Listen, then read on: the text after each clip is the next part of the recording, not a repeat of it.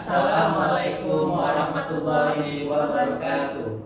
Selamat sore semuanya. Perkenalkan, saya Ani Fitriani, NDH 16 dari Dinas Tanaman Pangan dan Hortikultura Kabupaten Merangin. Perkenalkan, saya Ali Fasis Arsyad, NDH 12 dari Badan Pengelolaan Keuangan dan Aset Daerah Kabupaten Merangin. Dan perkenalkan, nama saya Aldi Ferdiansa, NDH 11 dari Dinas Penanaman Modal Pelayanan Terpadu Serpin dan Tenaga Kerja.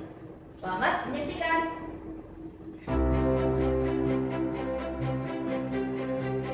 Saya melihatnya sebagai sosok yang langka di Indonesia. Beliau punya DNA pengusaha yang sangat kuat, tapi uniknya bisa sangat adaptif saat masuk ke birokrasi yang kaku. Jejak internasionalnya juga tidak bisa diabaikan ya.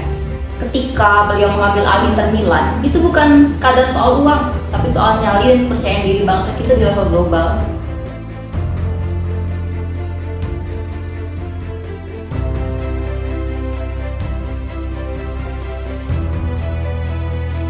Pengalaman itu yang saya rasa beliau bawa saat masuk ke kabinet sebagai Menteri BUMN.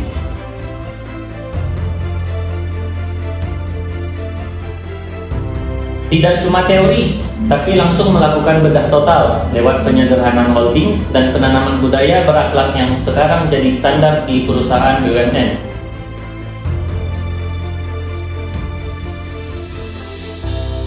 Nah, yang menarik itu adalah perannya sekarang di kabinet merah putih. Pimpinan Pak Prabowo, banyak yang bertanya-tanya, setelah sukses di BUMN, arahnya kemana? Ternyata beliau dipercaya memimpin Kementerian Pemuda dan Olahraga. Bagi saya, ini langkah strategis. Beliau punya relasi kuat di FIFA dan IOC, sekaligus punya pengalaman manajerial tingkat tinggi. Jadi, mengkombinasikan posisi Menpora dengan jabatan Ketua Umum PSSI itu seperti memberi panggung yang tepat untuk visi olahraga beliau.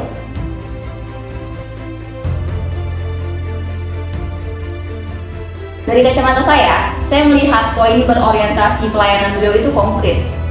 Lihat dari integrasi ultramikro atau program makmur, itu bukan sekadar bagi-bagi bantuan, tapi membangun ekosistem. Beliau ingin menunjukkan bahwa negara itu harus hadir sebagai solusi, bukan malah jadi beban masyarakat.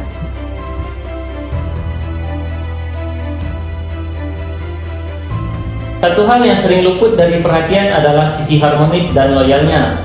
Beliau ini sangat progresif soal keberagaman, bukan cuma soal suku atau agama, tapi keberagaman generasi. Beliau memberikan panggung buat anak muda dan perempuan di posisi direksi. Ini cara beliau merawat loyalitas terhadap masa depan bangsa, bukan sekedar loyalitas pada jabatan.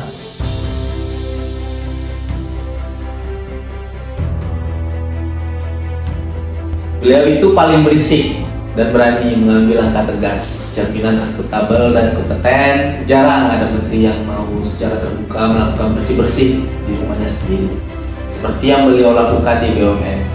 Bagi saya, itu adalah pesan integritas yang sangat keras. Beliau membawa standar profesionalisme global yang mungkin beliau dapat dari Inter Milan atau bisnis internasionalnya ke dalam tubuh instansi negara. Terakhir, soal adaptif dan kolaboratif. Kita lihat bagaimana beliau menangani PSSI atau transformasi digital di kementeriannya. Beliau sadar, di era disrupsi ini kita nggak bisa jago kandang atau kerja sendiri-sendiri.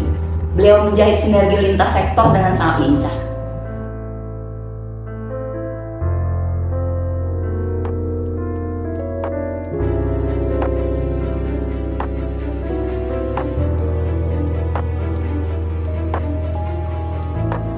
Jadi, kalau teman-teman ASN menjadikan beliau role model, pesan moralnya jelas.